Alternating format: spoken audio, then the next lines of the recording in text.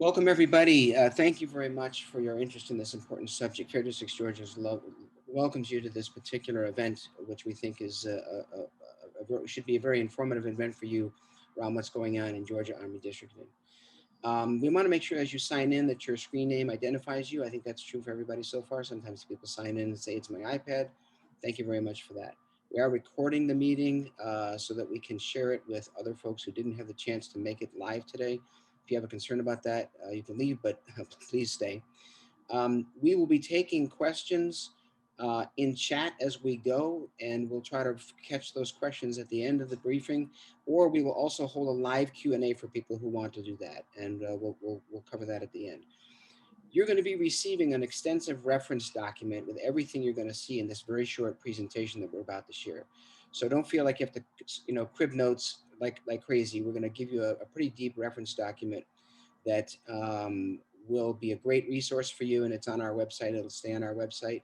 So we hope that's of interest to you as you think about, the stories you may want to start covering on redistricting.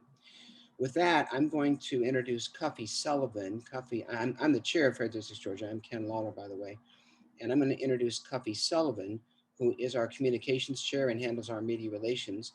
And she and I are going to be hosting the meeting today. We have other Fair Districts folks on the line if we need to refer to them as well. So, Cuffy, let's give a quick introduction to the Fair Districts team, and then we'll turn it over to you. So you're going to see a short presentation here. And then we will certainly leave time for questions and answers. So thank you again for joining us. Fair Districts is a nonprofit, nonpartisan organization. We're actually the only organization in Georgia that is solely focused on redistricting, and we do this in a nonpartisan way, which means we do not deal with candidates, parties. We're strictly about trying to level the playing field. Our focus is to fight gerrymandering, which, of various flavors, whether it's, racial gerrymandering, partisan gerrymandering, we fight all of that. In the long term, our goal is to reform Georgia's process for drawing state and federal maps. This year, we don't have the benefit of any new legislation, so we are basically undertaking an advocacy program around the mapping process itself and trying to get fair maps drawn this year within this redistricting cycle. Our watchwords for the year are kind of two comments. One is we've clearly arrived as a swing state now. If you look at the last two election cycles, 2018 and 2020, we think that our legislative and congressional districts really should reflect that new reality. And we'll talk about how we determine that new reality with the work that Cuffy will share. And the other point is that this whole discussion around fair elections is a two-part problem. We have fair voting rights issues.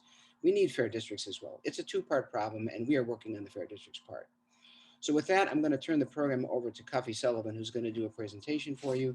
And again, we will be scanning the chat and taking questions at the end. This is a pretty short presentation. And again, you're going to receive that extensive reference document, so don't feel like you have to scramble to crib everything. We want to make sure that this is easily digestible. Cuffy, please proceed. Thank you. Cuffy, you're on mute. Let's fix that problem.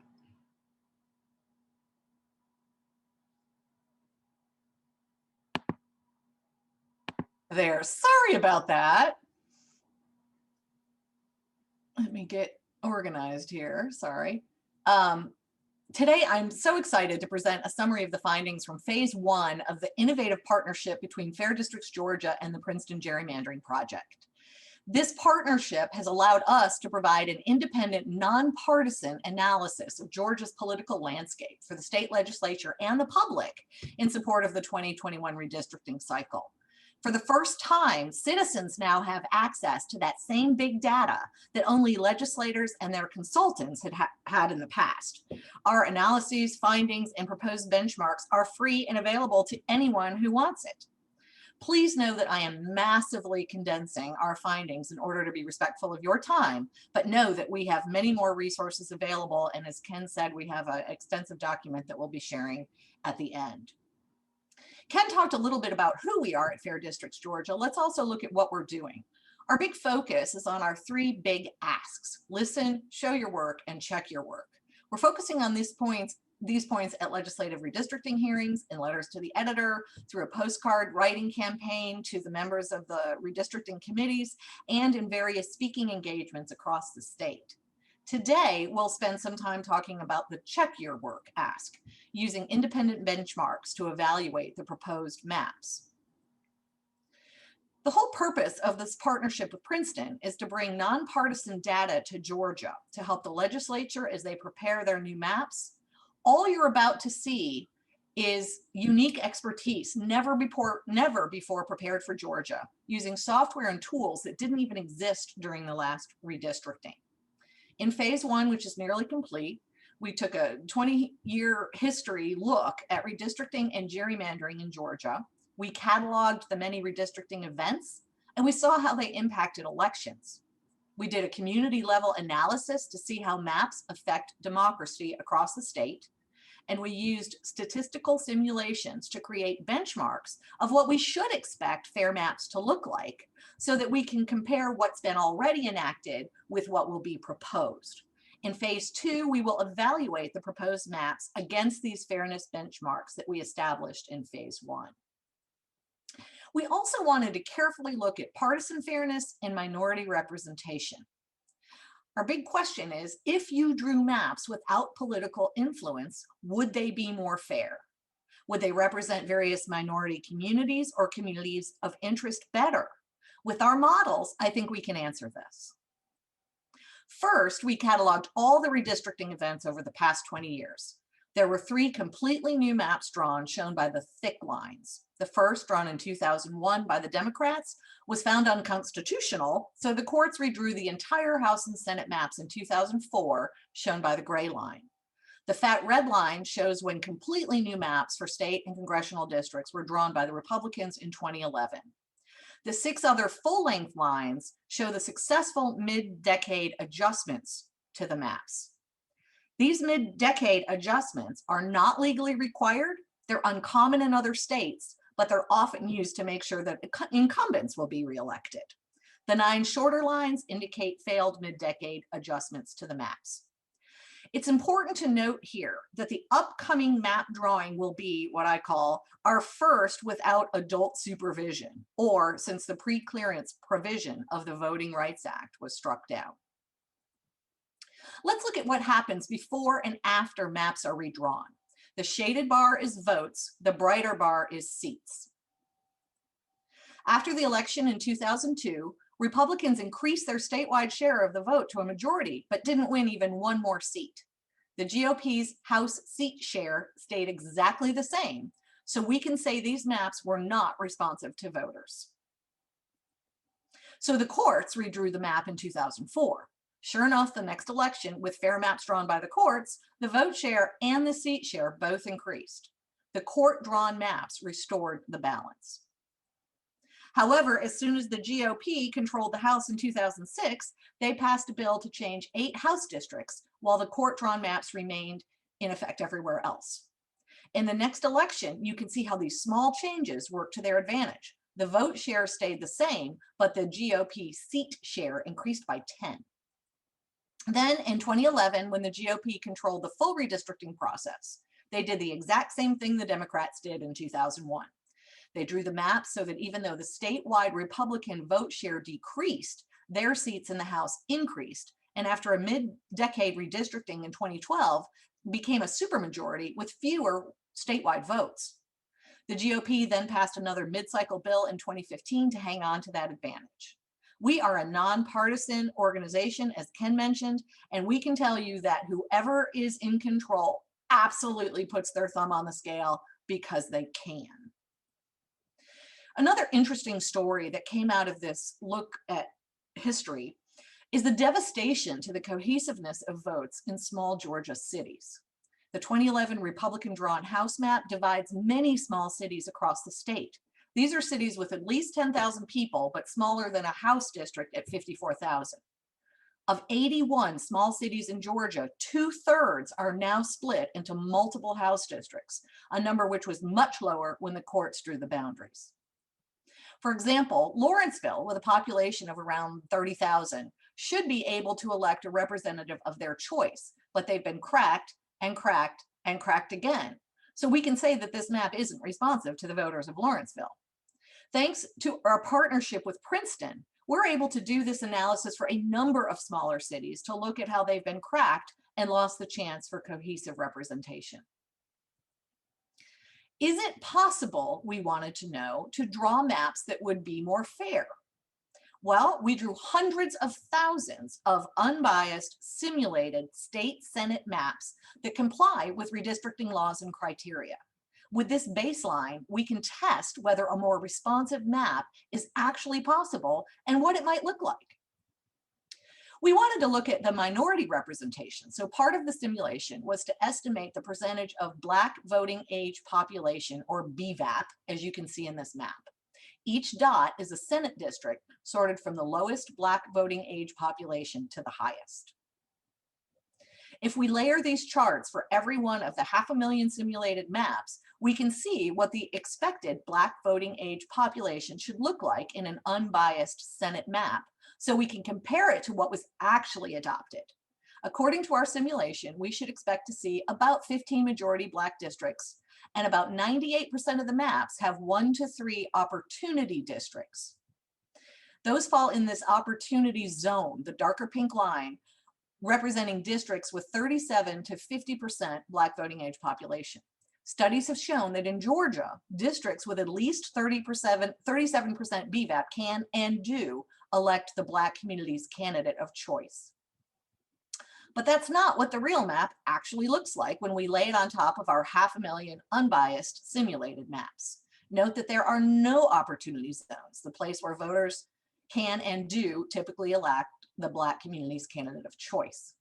The politicians that drew these maps may have carefully complied with the letter of the Voting Rights Act, but they certainly haven't complied with the spirit.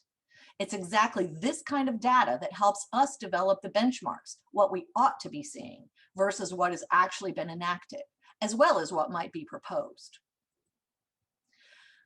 But is Georgia so polarized that we can't draw maps that are responsive to voters' partisan preference? Let's look. For each of these 500,000 simulated maps, we calculated how the 2016 state Senate elections would have turned out under our simulated maps. We did the same for the governor's race from 2018 and the presidential race from 2020. Then we averaged the 3 statewide elections, which gives us a sense of the partisan nature of each district without the effects of a particular candidate. Next, we stacked those 500,000 maps on top of each other, and we can see what unbiased Senate maps should look like. We would expect to see about 21 to 29 Democratic districts, 0 to 13 competitive districts, and 27 to 35 Republican districts. So let's compare the current Senate maps to the simulated maps to see if there are any indications of political influence. This is what the actual Senate district maps looks like. The results are pretty remarkable and show clear indication of gerrymandering, especially in the Democratic districts as shown by that S-shaped curve. It's important to point out here that thanks to sophisticated computer modeling, gerrymandered districts no longer look like those crazy stretched out districts we often saw in the past. Now the only way to see if a district is gerrymandered is to use similar sophisticated modeling like we're able to provide through our partnership with the Princeton Gerrymandering Project. You might have noticed that the competitive zone in this chart is very sparse. This is the range where politicians would have to compete for their job, where the district may vote for the Democrat in one election and the Republican in another. Our model predicted 0 to 13, we only have 4 now. It's exactly by providing this sort of data we can help bring these issues to light.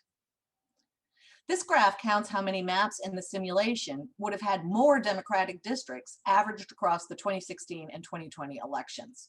The answer is an astonishing 98% of the maps in our simulation had more Democratic districts than the actual map.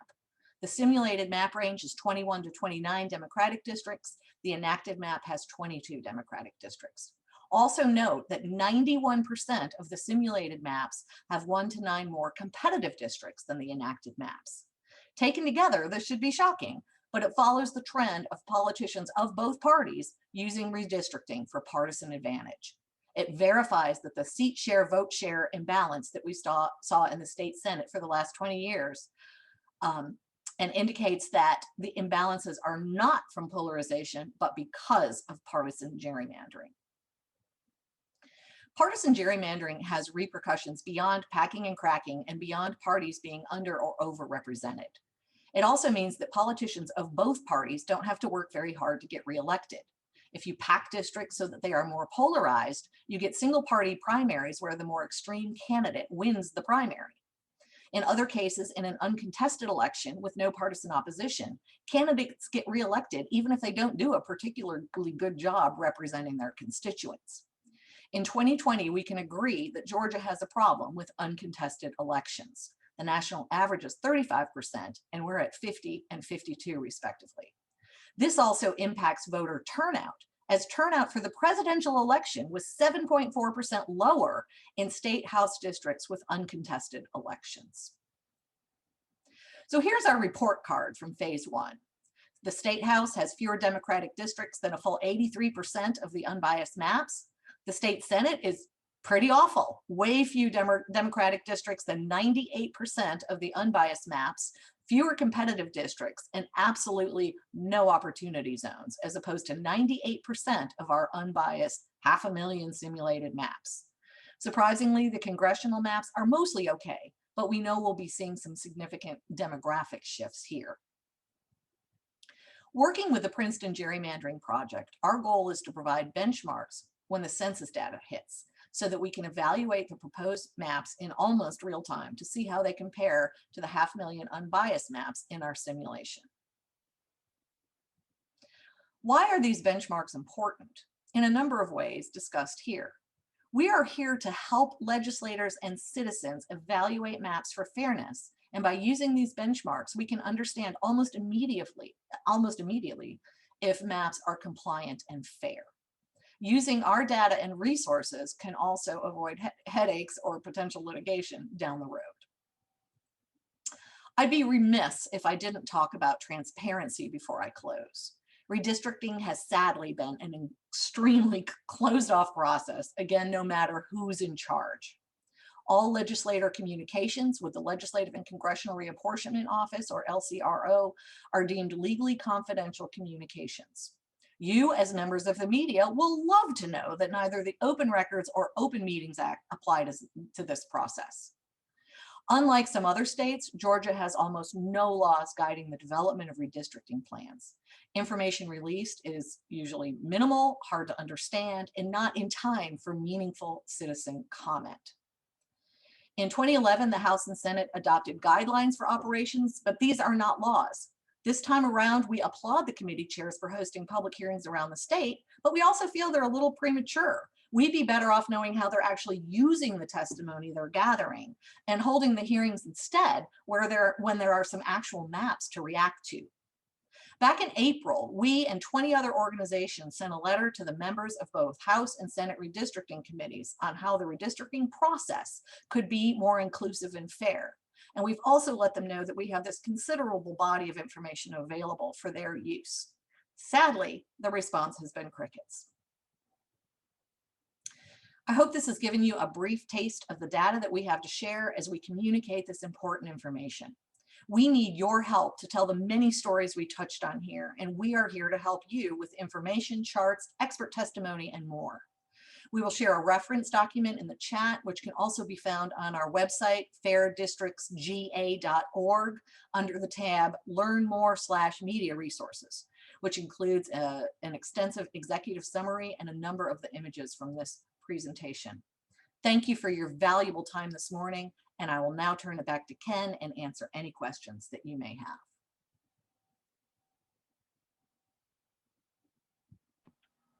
Thank you, Cuffy. That's a whirlwind tour of 6 months worth of work. So thank you for condensing that for consumption. There's a lot going on here. We're happy to take questions, and I don't see any in the chat at the moment, but you can feel free to post them in the chat or simply use the Zoom feature and then raise your hand, and we're happy to answer any questions that you have. Those of us who have time to stay on will. So if you want to stay on a little bit after, we're great to that. Thank you again for your participation. Any questions? Oh, I see Robin Kemp has a question. Go ahead. Hi, thank you all very much for this. I really appreciate it. If you could take a look at slide, I think it was 23. We can pop that back up. Can you reshare 23, Cuffy?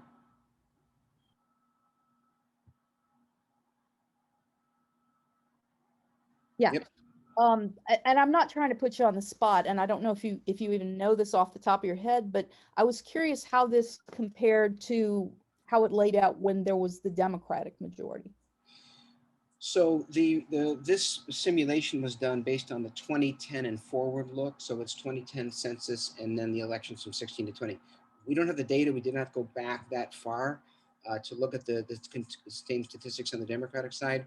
What we can tell you from looking at the other research, not the simulation research, but just the vote share, seat share, was that Democratic gerrymander in 2001 was pretty bad, and of course the Supreme Court even weighed in on that. So we don't have similar data for that time frame. Okay, thank you. Yep. Roxanne Scott, looks like you're next. Hi, thank you so much for having this. I mentioned that, or someone mentioned that the public hearings are going on now. We have a little break right now. They're going to resume. And the census data is not coming until mid-August, when would be an ideal time for the legislature, in your opinion, to hold these hearings? That's a great question. I think the hearings that we're doing now are fine in terms of getting some basic input, but frankly, what they ought to do is once the census data are out, and even after they have proposed maps, they should allow an extensive hearing period after the maps are proposed. People want to comment on the maps, right? If the census data are out, that'll help us do our benchmarking work and we can provide some of that. But the public is going to want to know more about maps, right? And so I think that the key thing to us would be we're asking for at least a 2-week period. That's in our April 19th letter, by the way. We're asking for a 2-week period from when the maps are released and before they're even considered in a committee hearing in the special session. And that 2 weeks is even short. But that would be an ideal time from our point of view, because then the public can actually look at the map. They can say, how is my location being treated, right? So these hearings that are happening now are okay, but they're not enough. That's really the issue. And so after the maps are done would be, to me, in my mind, the ideal point in time. Joseph Axe from Reuters is next. Hey, how are you guys? Thanks for doing this call. I just had a couple questions about the State House and the congressional maps, which by your analysis appear to be less gerrymandered than the state Senate map. I wonder, I know that Cuffy mentioned demographics as one factor. So is that what you attribute that to? And I wonder also if your analysis, it sounded like you were using the results from 2016 forward in terms of the partisanship of various districts. If you had gone back to 2012, 2014, or did you go back, and would that have shown more gerrymandering back then before we had some of the demographic changes you referred to? Yeah, that's a really great question. That's a really great question. We have raised that question ourselves because one of the things that would be very interesting would be to look at before and after the mapping event in 2011, which was the decennial, and that mapping event was directly followed by a mid-cycle redistricting before the 2012 election.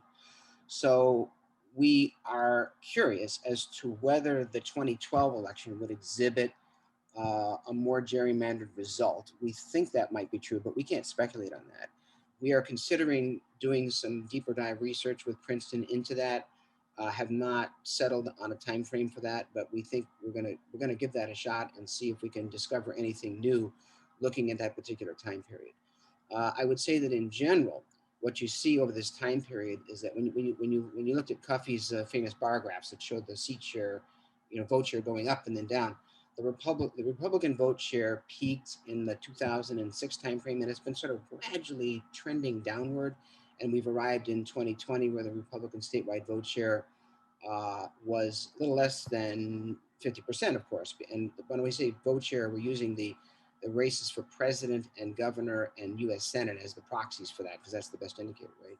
So we suspect that there's this overall voting preference shift from Republican to Democrat across the state, and that is in some way making the maps more competitive. I think you can see that in the congressional map, where we have 2 competitive seats in Georgia. Everybody knows it's the 6th and the 7th. In fact, in this time frame, in 2018 and 2020, those seats flipped, right? Actually, they became in competitive territory. And of course, they flipped. Now, the flipping is due to, whoever candidate did the best job and so on. But at the end of the day, that upward trend in Democratic voting probably is flavoring what we're seeing when we look at the 16, 18, 20 period for our simulation. I think that answers your second question, but I'm not sure I covered the first one. If you could maybe circle back and give me that one again, Joseph. No, that was helpful. I'm more or less just making sure that there's no reason to suggest that the congressional map that was drawn in the last cycle was not gerrymandered. It's just that because of demographic changes, it's now become um, more reflective of what's actually going on among voters in terms of partisan preference. Is that a fair way of summarizing it? Yeah, I mean, we are careful not to criticize something when we don't have facts. So statistically, we look at the congressional map and say it passes those three benchmarks. We may discover something when we look at the 2012. I don't really know, but we're reluctant to, certainly. Let's put it this way: as Cuffy demonstrated, the majority party has the means to gerrymander because Georgia it's a pretty freewheeling process, right? And so they certainly had the means to do it, but until we see statistics that show that, it's hard for us to make a definitive statement. So we are going to go back and look at 2012, I think, and if we find anything interesting, we will be happy to update the reference document or follow up with you. Okay. Any other questions? I don't see anybody with their hand up. I know that this is a lot to digest, but we are here for you. info@fairdistrictsga.org is our email. You're welcome to call me, 912-412-CUFF. And I can certainly put you in touch with the right person who can answer your questions. We are so thrilled to have you here today and really appreciate your time. Yeah, there's a lot to talk about in redistricting, and it's only going to get busier. So we hope that this is a great background resource for you. And we look forward to sharing with you the benchmarks when we have them after the August 16th data, census data are released. Okay, if there's no further questions, we'll say thank you very much for joining and have a good day.